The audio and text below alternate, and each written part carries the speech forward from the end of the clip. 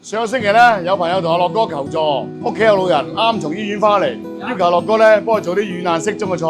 軟硬適中嘅嘢咧，我就諗起肉筋嚇，有少少瘦肉啦，有少少肉筋啦，好爽嘅。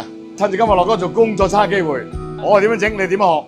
煎刀，咁啊首先燒白隻鑊，俾油落啊！啲雞丁菌咧好香嘅，我先將拉啦油，所需嘅火候時間，保持原料嘅鮮味，先倒咗出嚟啊！然後就放落去，俾啲生抽落去。可以用啲鹽，俾啲油嚟煎香佢。咁樣做咧，保持雞中嘅香味。再燒下隻鑊，啲肉筋咧就撈過少鹽啊。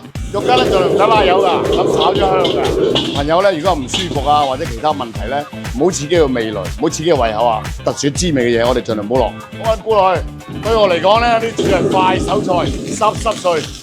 試一試先，鮮甜有菌香味，哇！肉筋 Q 彈，有感又唔問嘅嘢，中午就靠佢送多兩碗飯，簡單嘅調味，食出食材本身嘅滋味，呢個就係廣東技術嘅小炒啦。其實我開嘅系列咧，唔係因為樂哥偷懶，收集大家嘅需求，樂哥盡量咧快啲幫你整出嚟，既滿足到你，又滿足到大家屋企嘅小炒。